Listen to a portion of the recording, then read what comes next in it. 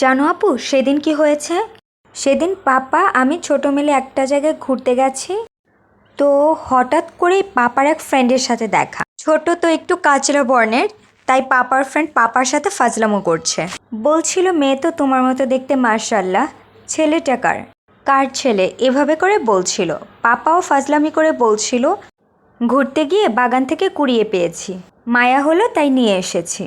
কি বলবো, ছোট তো ওর হাতে আইসক্রিম ছিল, আইসক্রিম ছুঁড়ে দিয়ে সে কি কান্না! আমরা সবাই তো ওখানে ওর কাণ্ড দেখে হাসতে হাসতে শেষ।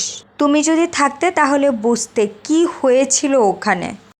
আচ্ছা আপু, তুমি জানো কোন ডিপার্টমেন্টে পড়াশোনা করো? Political science. পলিটিক্যাল সায়েন্সে তো রুজিন নামের আমার একটা ফ্রেন্ড আছে, তুমি কি ওকে চেনো? চেনো না? আচ্ছা যাই হোক, তোমাকে কিছু ঘটনা শেয়ার করি। ও তো কলেজে আমার বেস্ট ফ্রেন্ড ছিল, এর জন্য সবসময় ওর সঙ্গে যাতায়াত করতাম। আর ও মার্শাল্লাহ অনেক সুন্দরী ছিল, যদিও আমার মতো না, মানে ফর্সা একটু কম আমার থেকে, বাট উচ্চতা আমার মতোই। তো মার্শাল্লাহ সুন্দরী। তো আমি আর ও যখন যাতায়াত করতাম, প্রত্যেকটা মানুষ আমাদের দিকে হাঁ করে তাকিয়ে থাকতো।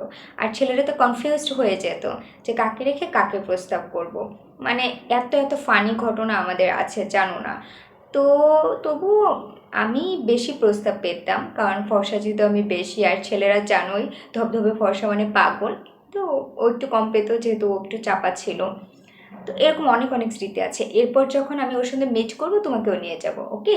তুমি ওর সঙ্গে মিট করবে। আপু আপু আপু, আচ্ছা তোমাদের বাসায় কি নতুন কোনো ভাড়াটিয়া এসছে? ছাদে নতুন একটা মেয়েকে দেখলাম, আগে তো মেয়েটাকে কখনো দেখিনি।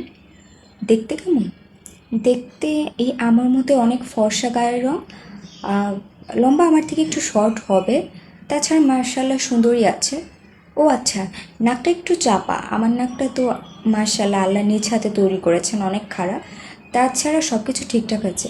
মেয়েটা কি নতুন এসছে? আচ্ছা, সেদিন যে তুমি লিপস্টিকটা ইউজ করেছিলে, এটা কি সেটা? আমাকে যে দিবা? না, তোমাকে অনেক সুন্দর লাগছিল, বাট তোমার থেকে কিন্তু এটা আমাকে বেশি মানাবে, বিকজ আমি বেশি ফর্সা।